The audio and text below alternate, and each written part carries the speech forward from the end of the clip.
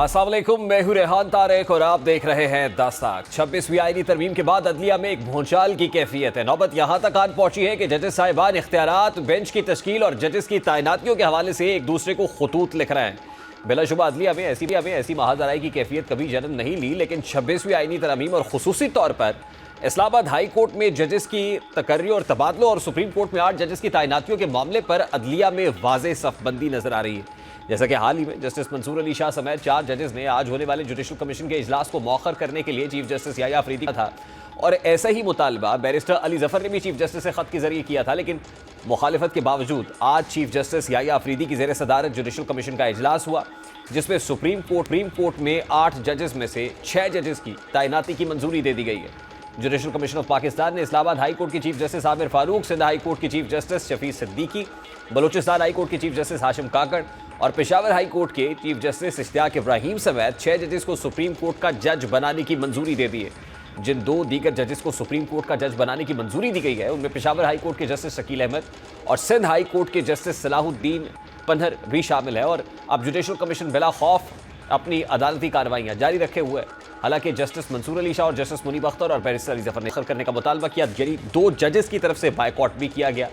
ऐसा ना होने पर तीनों अरकान ने इजलास का बायकॉट किया और अब जजेस की सीनियरिटी के एतबार से तैनातियों पर सवाल उठाए जा रहे हैं। यही वजह है कि आज जुडिशल कमीशन के इजलास के वक्त वकला और बार काउंसिल्स के अरकान मज़ाहमत और एहतजाज करते दिखाई दिए। All Pakistan national action committee के अरकान जुडिशल कमीशन के इजलास और 26वीं आईनी तरमीम की मुखालिफत करते दिखाई दिए। अरकान का कहना था कि 26वीं आईनी तरमीम को ख़त्म किया जाए और जजेस की जो पिक एंड चूज़ का मामला है उसको बंद किया जाए। क्या तासुरात है इस पेनल्टी के, जरा उसकी एक झलक आपके सामने रखें।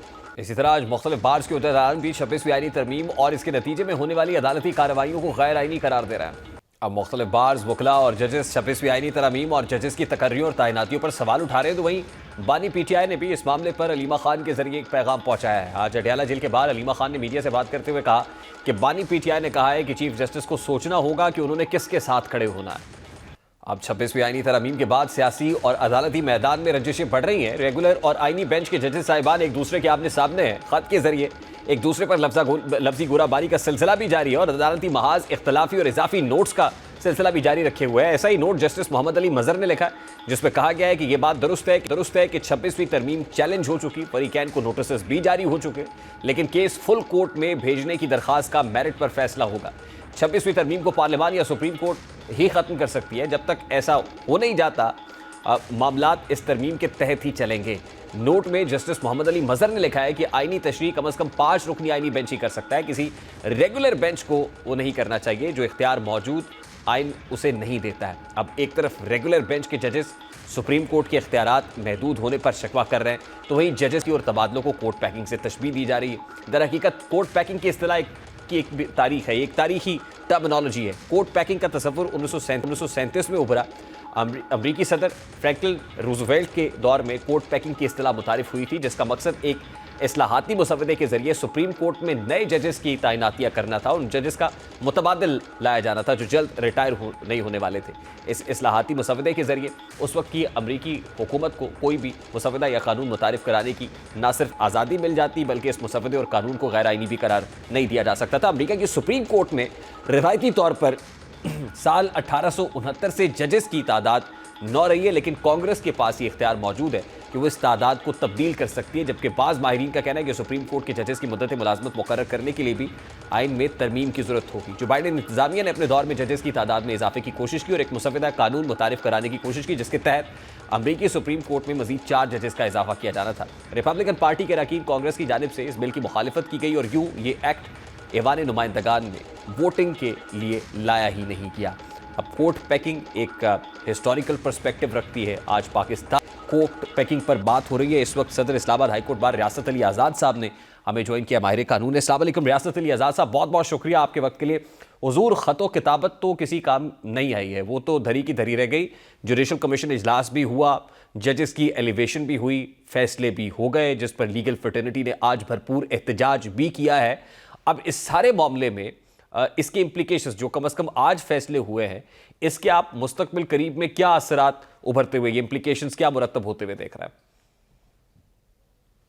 देखिए खतों किताबत से और कुछ हुआ है नहीं हुआ, एक चीज जरूर इस्टेब्लिश हो गई है कि इस वक्त मुल्क के अंदर अदालती बुहरान है, चाहे वो इस्लामाबाद हाई कोर्ट हो, चाहे वो सुप्रीम कोर्ट ऑफ पाकिस्तान हो। देखें, सुप्रीम कोर्ट में 4 जजेस साहबान का खाता है, 5 जजेस का इस्लामाबाद हाई कोर्ट में आया है।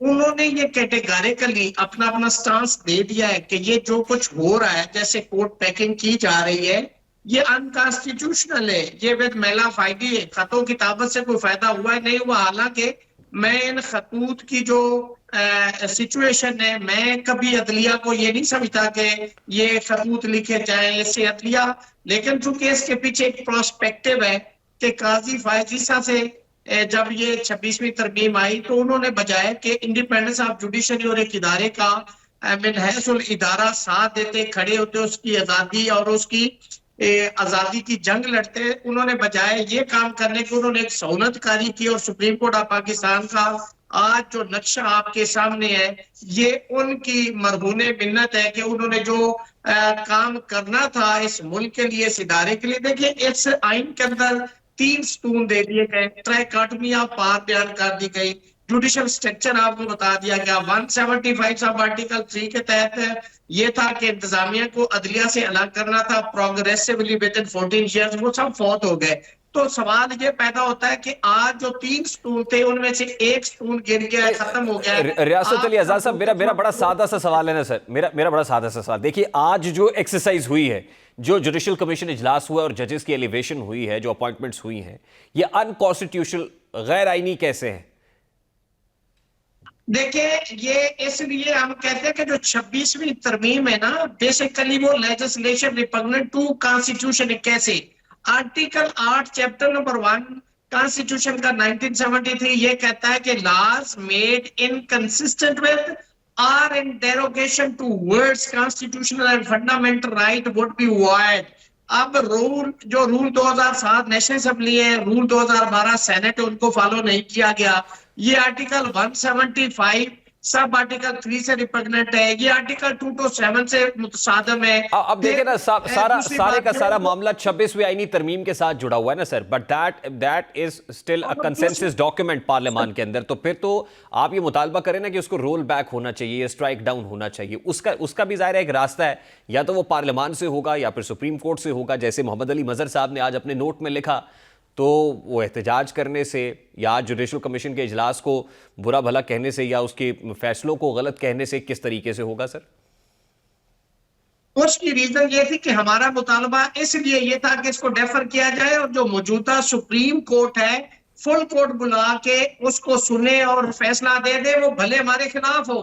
चूंकि आर्टिकल 191A बार नहीं करता, और फिर 31 अक्टूबर को जब एक प्रैक्टिस एंड प्रोसीजर कमेटी ने फुल कोर्ट का कहा, क्यों नहीं बुलाया गया, इसलिए हमने कहा कि इस इजलास को डेफर किया जाए और हमारी पिटीशंस का पहले फैसला किया जाए। चूंकि इस पे 1972 PLD supreme court page number 133 आसमा जिलानी केस जो है वो बड़ा मशहूर है, और उस पे 2007 सुप्रीम कोर्ट जजमेंट है। अब 2024 सुप्रीम कोर्ट उस पे मौजूद है कि अगर फाउंडेशन इलीगल है उसके ऊपर जितना सुपर स्ट्रक्चर बनाया जाएगा वो इलीगल कंसीडर होगा। इसलिए आज हमने एहतजाज किया, प्रोटेस्ट किया है कि ये जो कुछ हो रहा है ये एक सोचे समझे लेकिन दूसरी तरफ का भी मौक़िफ़ है ना सर, और वो मौक़िफ़ ये है कि आईनी नौयत का कोई भी मामला रेगुलर बेंच अब नहीं सुन सकता, वो that has to be a constitutional court, there has to be constitution, और वो कम से कम 5 रुकनी आईनी बेंच के सामने आएगा, रेगुलर बेंच के सामने नहीं आएगा। तो अब तो ऊपर भी एक कानूनी सुकुम तो मौजूद है, और दूसरी तरफ की जो राय है वो अपनी जगह पर है। रियासत अली आजाद साहब, कौन सा सुकुम? देखिए ना, अब जब 26वीं आईनी तरमीम हो गई और अपनी जगह पे मौजूद है, तो अब तो कॉन्स्टिट्यूशनल कोर्ट के कॉन्स्टिट्यूशनल बेंच के सामने ही मामला आना है, और कम से कम 5 रुकनी जो आईनी बेंच है वही उसको सुनेगा, रेगुलर बेंच के सामने वो केस नहीं लग सकता। ये दूसरी तरफ की राय है। हम ये कहते हैं कि no one can be a जज फॉर हिज ओन काज। वो जजेस साहबान जो 26वीं तरमीम से क्रिएशन है उनकी, वो उसका फैसला करेंगे। इसलिए हमने कहा कि कलेक्टिव विजडम जो सुप्रीम कोर्ट का है वो आना चाहिए। अब अगर आप सुप्रीम कोर्ट में अपनी तादाद बढ़ा के, चूंकि एग्जेक्टिव सारे जजेस लगा रही है, अपनी मर्जी से लगा रही है, अपनी तादाद बराबर करके कल को फुल कोर्ट बुला के हमें थमा देगी, आर्डर आ गया जी आपकी पिटीशन खारिज होगी, तो हम तो उसको नहीं मानेंगे। अच्छा, इसलिए कि वो सारे जजेस जिनकी तैनातियां इसके तहत हो रही, हम समझते हैं कि ये एग्जेक्टिव अपनी मनपसंद के सियासी जजेस तैनात करके सियासी फैसला उनसे लेना चाहते हैं, नीचे से लेके ऊपर तक सुप्रीम कोर्ट ऑफ पाकिस्तान अच्छा, को मुझे मुझे मैनेज रियासत और अली आजाद मनूवर साहब ये करना बताएं कि चाहते हैं, इनको बंद कर दिया जाए। 26वीं आईनी तरमीम के बाद कॉन्स्टिट्यूशनल बेंच के जजेस बेनिफिशियरी कैसे हैं सर? देखे बेनिफिशियरी कैसे है, आपने देखा है कभी जो पहली क्वालिफिकेशन या डिसक्वालिफिकेशन होती, कोई शख्स ये कहे कि मुझे जज लगा दिया जाए या इस बेंच का मुझे हेड बना दिया जाए, ये उसकी पहली डिसक्वालिफिकेशन है। अमीनुद्दीन जो है उन्होंने जुडिशल कमीशन में अपनी जात को वोट कास्ट किया है कि मुझे इस कमीशन का हेड बनाया जाए, तो ये क्या बेनिफिशियरी नहीं है? यानी बुनियादी तौर पे आपको एतराज है जो जो कॉन्स्टिट्यूशनल बेंच है उसके सरबराह के ऊपर?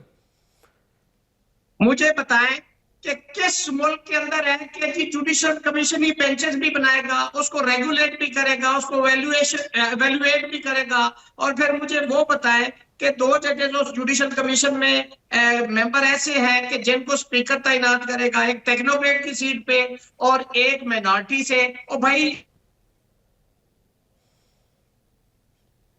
तो रियासत अली आजाद साहब मुझे बताएं कि फिर 26वीं आईनी तरमीम को स्ट्राइक डाउन करने का या रोल बैक करने का लीगल, कानूनी और आईनी तरीका क्या है? 2 तरीके, लेकिन मैं पहले ये वो जज हाई कोर्ट और सुप्रीम कोर्ट के लगाएंगे जो खुद इलेक्टेड नहीं है। 2 तरीके, या सुप्रीम कोर्ट ऑफ पाकिस्तान इसको स्ट्राइक डाउन कर दे या पार्लियामेंट एक नई 27वीं तरमीम करके उसको विड्रॉ कर दे। तो देखिए ना, ये 2 ही ऑप्शंस हैं, या सुप्रीम कोर्ट से रास्ता निकलेगा या पार्लियामान से निकलेगा। तो आपको क्या लगता है at this point in time, क्या सुप्रीम कोर्ट, जब जस्टिस याह्या अफरीदी साहब ने जुडिशल कमीशन इजलास मुअख्खर नहीं किया तो वो सुप्रीम कोर्ट इसको स्ट्राइक डाउन करेगी, और दूसरी तरफ वो जिन्होंने एड़ी और चोटी का जोर लगा के 26वीं आईनी तरमीम की है वो इसको दोबारा अमेंड करेंगे?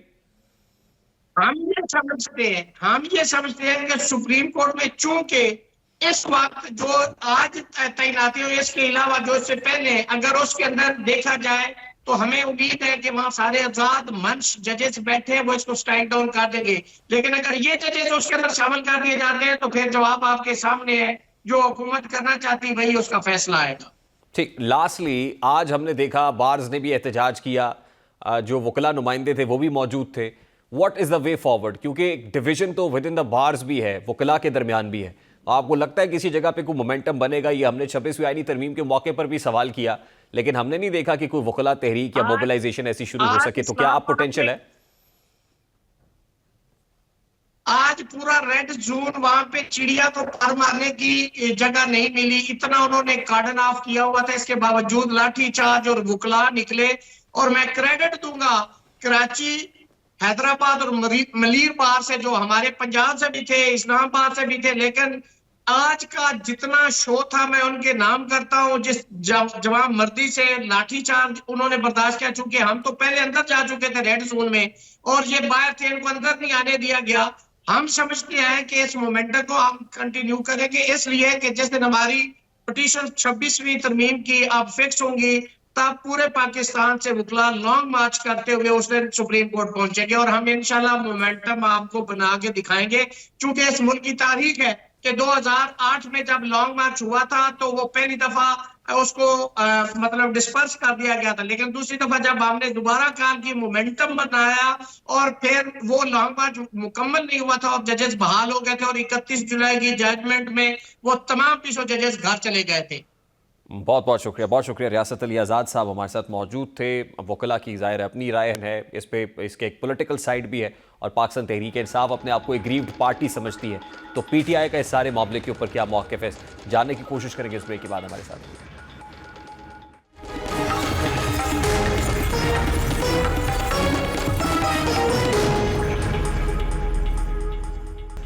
इस वक्त पाकिस्तान तहरीक इंसाफ के वकील रानुमा फैसल चौधरी साहब ने मैं ज्वाइन किया। अस्सलाम वालेकुम फैसल चौधरी साहब, बहुत बहुत शुक्रिया आपके वक्त के लिए। बावजूद इसके कि खतूत लिखे गए, बैरिस्टर अली ज़फ़र ने भी ख़त लिखा सुप्रीम कोर्ट ऑफ पाकिस्तान के चीफ जस्टिस याह्या अफरीदी साहब को कि जुडिशल कमीशन इजलास मौखर किया जाए। नहीं हुआ, ना सिर्फ ये कि मौखर नहीं हुआ बल्कि एलिवेशन ऑफ जजेस भी हो गई। इवन इस्लामाबाद हाई कोर्ट के चीफ जस्टिस आमिर फारूक साहब भी एलिवेट हो गए। अब इसके पाकिस्तान तहरीक इंसाफ पे आने वाले दिनों में क्या असरात देख रहे हैं? पाकिस्तान तहरीक इंसाफ ज़ाहिर है इस पर अपने कंसर्न्स तो शो कर रही है, लेकिन what do you think PTI के लिए ये कोई बड़ा ब्लो है? देखिए, जो हमारा मौक़िफ़ है तहरीक इंसाफ का, वो अली ज़फ़र साहब ने लेटर लिख के दिया उसको जजेस में से भी जो है सपोर्ट हासिल है। हम 26 अमेंडमेंट को जुडिशरी पे असॉल्ट समझते हैं और हम समझते हैं कि कोर्ट पैकिंग के लिए और के लिए ये तरमीम लाएगी और इसका मतमा नजर इमरान खान के केसेस हैं और इलेक्शन फ्रॉड को वापस फराहम करना है। जो एलिवेशन हुई है सुप्रीम कोर्ट में उसमें कि जैसे सिर्फ एक आमिर फारूक साहब की नहीं, बाकी भी एलिवेशन हुई हैं। ये एक मामला है रूटीन का, लेकिन हम ये हमारा असूली मौकफ है कि पहले 26वीं आईनी तरमीम की जो चैलेंज उनको किए गए हैं वो देखा जाए और उसके बाद जो है फर्दर अपॉइंटमेंट्स की जाए। नहीं देखिए, इस्लामाबाद हाई कोर्ट के जजेस ने रिप्रेजेंटेशन लिखी थी chief justice Islamabad high court justice Aamir Farooq साहब को, और वो चाहते थे कि जब तक इस रिप्रेजेंटेशन पर फैसला नहीं होता उस वक्त तक जुडिशल कमीशन इजलास मौखर किया जाए। और पाकिस्तान तहरीक इंसाफ के लिए जस्टिस आमिर फारूक साहब की एलिवेशन इसलिए इंपॉर्टेंट है कि इस्लामाबाद हाई कोर्ट में खान साहब के केसेस भी आएंगे, अपीलें आएंगी। ये वक्त बड़ा इंपॉर्टेंट है ना सर, मैं इसलिए आमिर फारूक साहब की एलिवेशन को रेफर कर रहा हूँ। सर मैं माजरत चाहता हूँ, आपकी आवाज ड्रॉप हो गई, डिप हो गई, मैं आपका सवाल सुन नहीं पाया। मैं फैसल चौधरी साहब, मैं जस्टिस आमिर फारूक साहब के एलिवेशन को पाकिस्तान तहरीक इंसाफ के लिए इसलिए इंपॉर्टेंट समझ रहा हूँ कि इस्लामाबाद हाई कोर्ट के जजेस ने भी खत लिखा था कि जब तक उनकी रिप्रेजेंटेशन का फैसला नहीं होता आमिर फारूक साहब को यानी जुडिशल कमीशन का इजलास मौखर किया जाए। तो अब क्योंकि इमरान खान साहब की अपीलें इस्लामाबाद हाई कोर्ट के अंदर लगी हुई हैं, तो आपको लगता है कि इस फैसले से वो अपीलें असरअंदाज होंगी? नहीं देखिए, आमिर फारूक साहब के तो खिलाफ तो वैसे भी रेफरेंस फाइल की हुई थी पाकिस्तान तहरीक इंसाफ ने, और वो जो अपीलें हैं वो तो अब हमें कोर्ट पैकिंग कर दी गई है। आज भी वकला का एहतजाज हुआ है, तहरीक इंसाफ वकला के इस मौकफ की हामी है और हमेशा उन्होंने एक आजाद अदलिया के लिए स्टैंड लिया है। खान साहब की अपीलें जो है वो भी अगर कोर्ट पैकिंग करके इस तरह से करनी है तो फिर मामलात को जो आगे देखना है फिर देखेंगे कि कैसा मामला आता है। इस वक्त जो मामलात जारी हैं अदालत में, सुप्रीम कोर्ट हो या हाई कोर्ट हो, वो कोई काबिल सताइश नहीं है। वहाँ पे जो मामलात हैं उन मामलात को बहुत आप इंडिविजुअल या इंफरादी हैसियत में देखने की जरूरत नहीं है या पार्टी की हैसियत से भी देखने की जरूरत नहीं है। ओवरऑल एक जुडिशरी पे असॉल्ट का मामला है।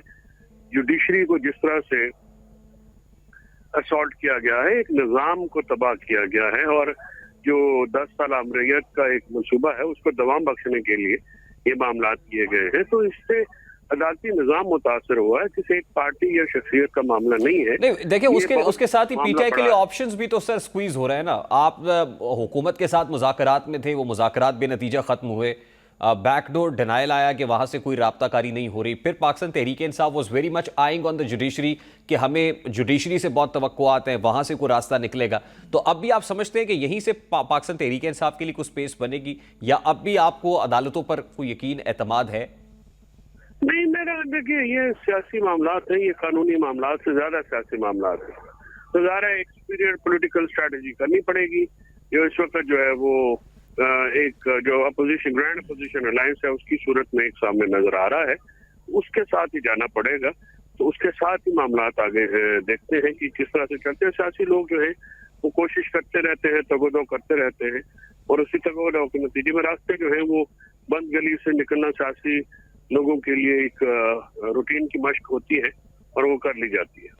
देखिए, ग्रैंड ऑपोजिशन अलायंस पे अब पीटीआई की नजरें हैं। आज बानी पीटीआई से आपकी मुलाकात हुई, उन्होंने क्या इंस्ट्रक्शंस दी हैं? पर्टिकुलरली ऑपोजिशन में जमीयत उलमा इस्लाम फे एक जाहिर है एक बड़ी पार्टी है, उसके साथ हाथ मिलाने के हवाले से मौलाना फजल रहमान साहब से अलायंस करने से मुतालिक मुज़ाकरात जो है वो इमरान खान साहब की कैसेट अप्रूवल के साथ है, उनकी तायद हासिल है इन मुज़ाकरात को। और जाहिर है पाकिस्तान तहरीक इंसाफ का कोई भी फैसला जो है वो इस तायद के बगैर तो नहीं हो सकता। देखिए, 8 फरवरी का एहतजाज अपनी जगह पर हुआ जलसा, अब उसके बाद what is the way forward now? अब क्या सड़क गर्म करेंगे, ऑपोजिशन अलायंस बना के कोई एहतजाज करेंगे, लॉन्ग मार्च करेंगे?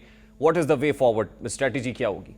एहतजाज जो है वो हिकमत अमली का हिस्सा जरूर होगा, लेकिन सिर्फ एहतजाज हिकमत अमली मेरी नजर में नहीं हो सकता, ना होना चाहिए। और इसमें मुख्तलिफ जैसे आएंगी, मुख्तलिफ वॉक्स डिफरेंट सेगमेंट्स ऑफ सोसाइटी है उनको भी साथ लेके चला जाएगा। तो आप आने वाले दिनों में जो स्ट्रेटजी है वो आपको रिवील होती नजर आएगी। उस पर आप को बातचीत की गुंजाइश फैसल चौधरी साहब है बानी पीटीआई के? हाँ, डायलॉग की गुंजाइश है किसी जगह पर? अगर है तो फिर किसके साथ है बातचीत, किसके साथ? हमारे डायलॉग जो है वो जारी है। हम अपोजिशन पार्टीज के साथ डायलॉग कर रहे हैं। हुकूमत के साथ हमारे मुज़ाकरात मुअत्तल हैं, क्योंकि हुकूमत बार बार फेल हुई है इन मामलात पे। लेकिन हमारा मुज़ाकराती अमल जो है वो हमने तअत्तुल का मुअत्तल नहीं किया है। हम अपना मुज़ाकराती अमल अपोजिशन के साथ जारी रखे हुए हैं, और मुज़ाकराती अमल के नतीजे में ही एक नशिस्त मुत्तहदा अपोजिशन की हो चुकी है, और मजीद नशिस्तें जो है वो भी होंगी। नहीं लेकिन sir, lastly break through opposition से मुज़ाकरात से तो नहीं होगा, वो तो जाहिर है कंसर्न क्वार्टर्स के साथ एंगेजमेंट से या डायलॉग से होगा। तो कंसर्न क्वार्टर्स के साथ जहां तक डायलॉग की बात है या मुज़ाकरात की बात है, उस पर कोई स्ट्रेटेजिक डिसीजन है बानी पीटीआई की तरफ से? देखिए, कंसर्न क्वार्टर्स के जो मुज़ाकरात हैं वो होते रहते हैं, बैकडोर में अली अमीन साहब के साथ राब्ते रहते हैं। लेकिन वो अभी अगर कोई डेवलपमेंट होगी तो गौर खान साहब जो है और अली अमीन जो है वो आपको इन मामलात के ऊपर अप्रेस करेंगे। वो राब्ता भी है, राब्ता टूटा तो नहीं है? देखिए, वज़ीर आला का राब्ता नहीं टूटता होता। वज़ीर आला जो है वो एक मेन पॉइंट ऑफ कांटेक्ट होते हैं, और एस्टैब्लिशमेंट के साथ ये मामला चलते रहते हैं। तो ये कहना कि बिल्कुल ही कोई कतई ताल्लुक है, वो ऐसा मुमकिन नहीं हो सकता। बहुत बहुत शुक्रिया। फैसल चौधरी साहब हमारे साथ मौजूद थे ऐसे वक्त में जब सियासी और अदालती हलकों में 26वीं आईनी तरमीम के खिलाफ बाज़गश्त सुनाई दे रही है, जहां अदलिया में एक टकराव की कैफियत पाई जाती है, जहां जजेस की तैनाती और तकर्रियों समेत जुडिशल कमीशन के इजलासों पर सवाल उठाए जा रहे हैं, जहां धांधली पर उलझाव की कैफियत है, वहां इन मामलात पर बैरूनी मुदाखलत भी दिखाई दे रही है। और ये मुदाखलत IMF की जानिब से की जा रही है। ये बात दुरुस्त है कि इस वक्त मुल्क की मईशत मुश्किल से दो चार है, कहीं ना कहीं को ब्रीदिंग स्पेस निकलती है, महंगाई में कमी आना शुरू हुई, शरह सूद में कमी वाक़ हुई, स्टेट बैंक के ज़खायर बढ़ रहे हैं, लेकिन इसके बावजूद पाकिस्तान अब भी IMF प्रोग्राम के ताबे है। IMF की कड़ी और सख्त शराइत पर पाकिस्तान अमल पैरा है। FBR में इस्लाहात हो रही हैं, टैक्स के निज़ाम को बेहतर बनाने की काविशें जारी हैं ताकि पाकिस्तान कामयाबी के साथ IMF प्रोग्राम को आगे बढ़ा सके। लेकिन IMF 7 अरब रुपए के बेल आउट पैकेज के तहत मिलने वाली रकम को रोक कर बैठा है। पाकिस्तान 1 अरब की अगली किस्त के लिए IMF की तरफ देख रहा है, लेकिन IMF की मुल्की मईशत में बढ़ती मुदाखलत के साथ साथ सियासी मुदाखलत भी बढ़ रही है। और जो खबर सामने आ रही है उसके मुताबिक विधाना की जानिब से तस्दीक की गई है कि IMF मिशन पाकिस्तान में जजेस की तकर्री और अदलिया की आज़ादी का जायज़ा लेने में मसरूफ़ है, और ये मिशन इलेक्शन कमीशन और वजारत कानून और इंसाफ से भी मुशावरत करेगा। वजारत ख़जाना ने IMF मिशन की पाकिस्तान आमद पर वजाहती बयान में कहा है कि IMF तवील अरसे से पाकिस्तान को रहनुमाई और तकनीकी जो मदद है वो फराहम करता है, और IMF की रहनुमाई और मदद से बेहतर तर्ज हुक्मरानी, शफाफियत और एहतसाब के फ़रोग़ में मदद मिली है। IMF ने मैक्रो इकनॉमिक अदम तवाज़ुन को दुरुस्त करने में मुख्तलिफ ममालिक की हौसला अफजाई की। और अब सवाल तो ये है कि IMF एक मालियाती इदारा है जिसका मकसद तरक्की पजीर माशी मदद करना है, लेकिन अब वो मुल्की सियासत में बराह रास्त मुदाखलत कर रहा है। IMF का ये काम नहीं कि वो अदलिया इलेक्शन कमीशन के कामों में दखल दे, लेकिन खबर के मुताबिक IMF मिशन 19 हुकूमती वजारतों, महकमों और रियासती इदारों के नुमाइंदों से मुलाकातें करेगा। इसके अलावा मिशन जुडिशल कमीशन के अरकान, चीफ जस्टिस से और फिर इसी तरीके से आईनी बेंच के सरबराह जस्टिस अमीरुद्दीन खान से भी मुलाकात करेगा। मीडिया रिपोर्ट्स के मुताबिक ये इतलात भी सामने आ रही है कि मिशन जायज़ा लेगा कि जजेस कैसे लाए जा रहे हैं, जजेस को ख़त कैसे लिखे जा रहे हैं, जजेस ट्रांसफ़र करके किस खास मकसद के तहत उनको लाया जा रहा है, और मिशन इन सब बातों का जायज़ा लेकर जुलाई तक रिपोर्ट मुरतब करेगा। जिसका मतलब ये हुआ कि IMF मुमकिन तौर पर यह दबाव बढ़ा सकता है कि हुकूमत 26वीं आईनी तरमीम पर नज़रसानी करे या फिर जजेस की तैनाती और तबादलों पर नज़रसानी की जाए। ये हकीकत है कि IMF माजी में भी पाकिस्तानी सियासत पर नज़र रखते हुए पाया गया, और जैसा कि कुछ अर्सा कबल IMF के मिशन जो चीफ हैं नथन पोर्टर, उन्होंने कहा था कि IMF सियासी पेशरफ्त का नोटिस लेता है मगर मुल्क की सियासत पर तबसरा नहीं करता। उम्मीद है पाकिस्तान आइन और कानून के मुताबिक आगे बढ़ेगा, पुरअमन रास्ता तलाश करेगा। सिर्फ यही नहीं, PTI में IMF को पाकिस्तान के सियासी मामलात में मुदाखलत के लिए जो है वो इसरार उभारा जाता रहा है, और बानी PTI ने IMF को ख़त लिख कर ये मुतालबा भी किया था कि हुकूमत से किसी भी माली डील से कबल को, फाइनेंशियल अरेंजमेंट से कबल मामलात को देखा जाए, कौमी और सूबाई असम्बली की कम अज़ कम 30% सीटों का ऑडिट किया जाए, जिससे तासुर उभरा कि एक मखसूस सियासी जमात ने अपने ख़ास मकसद की खातिर पूरी मईशत को दाव पर लगाने की कोशिश की है। IMF मिशन की पाकिस्तान मौजूदगी, फिर इसकी तरदीद और उसके बाद एक वजाहती बयान, यकीनन दाल में कुछ काला तो है। एक ब्रेक लेंगे, ब्रेक के बाद जब वापस आएंगे तो एक और डंकी फ्लाइट क्रैश लैंड कर गई है। इस क्रैश लैंडिंग का जिक्र करेंगे इस ब्रेक के बाद हमारे साथ।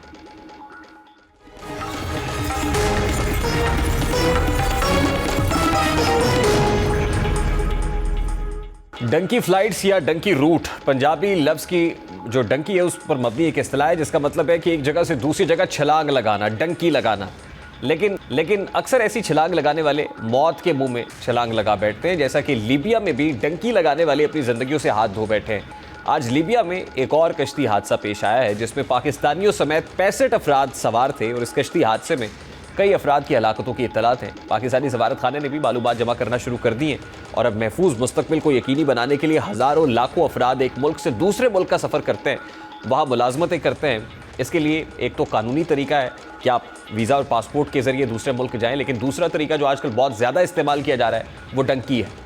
डंकी बुनियादी तौर पर एक मुल्क से दूसरे मुल्क गैर कानूनी तौर पर किए जाने वाले ये सफ़र किस तरह किया जाता है, इसमें किन मुश्किलात का सामना करना पड़ता है, डंकी लगवाने वाले एजेंट किस कदर इंसानियत सोच सलूक करते हैं, इस पर बात करते हैं। दरहकीकत डंकी का रूट आम तौर पर यूनान और यूरोपीय ममालिक का होता है, जिसके लिए बुनियादी तौर पर पाकिस्तान के रास्ते, ईरान, तुर्किया के रास्ते यूरोप दाखिल किया जाता है। नौजवानों और मायूस अफराद को अपने चुंगल में फंसाने के लिए नौसरबाज एजेंट सोशल मीडिया पर बैरून मुल्क भेजने की पोस्टें लगाते हैं, जिसमें वो सुहाने ख्वाब दिखाकर बेरोज़गार और मायूस अफराद को अपनी जानिब खींच लेते हैं। ऐसी पोस्ट देखकर लोग लाखों रुपए इन एजेंट्स के हवाले कर देते हैं, जो उन्हें महफूज मुस्तकबिल बनाने के सफ़र की राह दिखाकर मौत की वादियों में उतारने का ख़तरनाक और घिनौना खेल खेलते हैं। डंकी के सफ़र की शुरुआत कोयटा के सफ़र से होती है, जहां पहुंचने के लिए डंकी लगाने वाले अफराद को नशस्तों पर बैठाने की बजाय बसेस के नीचे कायम करदा खुफिया खानों में रखा जाता है, ताकि सिक्योरिटी फोर्सेस की जानिब से उनसे पूछगछ ना हो और उन्हें वापस ना भेज दिया जाए। कोयटा पहुंचने के बाद इन अफराद को ईरान ले जाया जाता है, जहाँ पर उन्हें जानवरों की तरह रखा और वैसा ही सलूक किया जाता है। उन्हें खाने के लिए भी कुछ नहीं दिया जाता, और अगर वो अपने साथ कुछ सामान लाए भी हों तो दरिंदा सिर्फ एजेंट इनमें से सब कुछ छीन लेता है। ईरान से तुर्की का रास्ता तकरीबन जंगल के ज़रिए तय किया जाता है, जो 12 से 14 दिन पर मुश्तमिल होता है। सफ़र में मुश्किलात की कोई हद नहीं होती, लेकिन डंकी लगाने वालों का कोई पुरसाने हाल नहीं होता। इस सफ़र में ना ही कुछ खाने को दिया जाता है, ना ही कोई और सहूलत फराहम की जाती है। एजेंट की जानिब से इस सफ़र के लिए जो बिस्किट्स और चने हैं वो साथ रखने की हिदायत की जाती है, ताकि वो भूख से बेहाल ना हो जाए। और 2 हफ्तों से ज़ायद दिनों का सफ़र मुकम्मल करने के बाद जब ये गैर कानूनी मुसाफिर तुर्किया पहुँचते हैं तो फिर उन्हें इस्तांबुल के ले जाया जाता है, जो बुनियादी तौर पर 2 घंटे पर मुश्तमिल नहरी सफ़र है। नहर की दूसरी तरफ जंगल है, जहाँ पर यूनानी सिक्योरिटी हर वक्त अलर्ट रहती है। अगर उसी जगह को पार कर लिया जाए तो फिर बासानी यूनान दाखिल हुआ जा सकता है, लेकिन अगर ऐसा मुमकिन ना हो और यूनानी फोर्सेस की नज़रों में ये मुसाफिर आ जाए तो उन्हें वापस तुर्किया भेज दिया जाता है। जो लोग यूनान दाखिल होने में नाकाम हो जाते हैं वो तुर्किया में मुलाजमत शुरू कर देते हैं, क्योंकि वो गैर कानूनी तरीके से वहाँ पर उन्हें मुलाजमत करने पर इंतहाई कलील उजरत दी जाती है, जिससे वो बमुश्किल अपना गुजारा कर पाते हैं। इन शॉर्ट, ये एक इंतहाई पुरखार रास्ता है और पुरखतर रास्ता है, जिसमें मौत के चांसेस प्रोबेबिलिटी इतनी ज़्यादा होती है कि आजकल डंकी लगाने वालों के साथ जो कुछ हो रहा है हम आपके सामने इसलिए लेके आते हैं ताकि लोग इससे इबरत पकड़ सके और एजेंट माफिया भी बेनकाब हो सके। अभी एक ब्रेक लेंगे। ब्रेक के बाद जब वापस आएंगे तो सरकारी अफसरान के हवाले से एक अहम जो इस्लाहात हैं हुकूमत की जानिब से की गई हैं उसका जिक्र करेंगे। इस ब्रेक के बाद हमारे साथ रहिए।